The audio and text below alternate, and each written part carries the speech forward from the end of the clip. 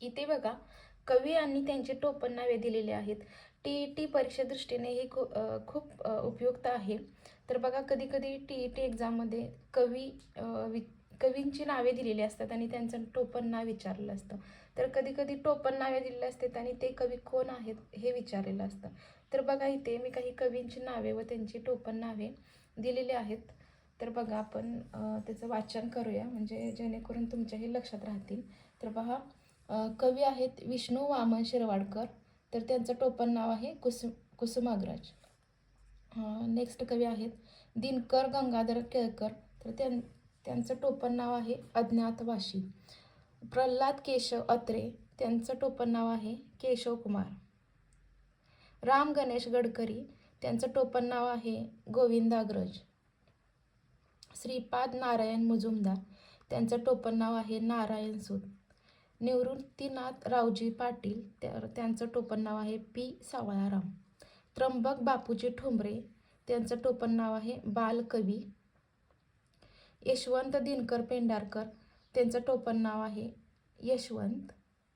वामन तानाजी शेषे. तर त्यांचं टोपण नाव आहे वामन पंडित.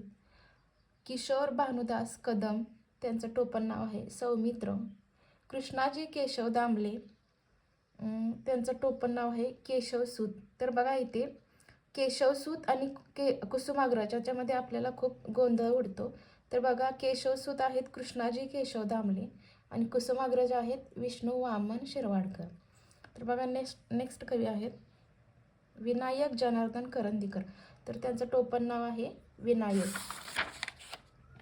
आता बघा नेक्स्ट आहेत आत्माराम रावजी देशपांडे. तर त्यांचं टोपण नाव आहे अनिल. शंकर केशव कानेटकर. तर त्यांचं टोपण नाव आहे शिरीष. माणिक सीताराम घोटे. त्यांचं नाव आहे टोपण नाव आहे कवी ग्रेस. माधव त्र्यंबक पटवर्धन. त्यांचं टोपण नाव आहे माधव जुलियन. तर बघा माधव माधव असं असेल तर आपल्याला ते ओळखणं खूप सोपं जातं, परंतु जी वेगळी नावं दिलेली आहेत त्याच्यामध्ये आपण काही वेळा कन्फ्युजन करू शकतो. नारायण मुरलीधर गुप्ते. तर त्यांचं टोपण नाव आहे कवी बी.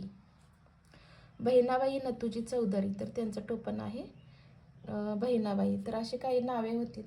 ही पाठच करा म्हणजे TET एक्झामला तुम्हाला ते सोपं होईल. तर पहा असा हा व्हिडिओ होता. थँक्यू.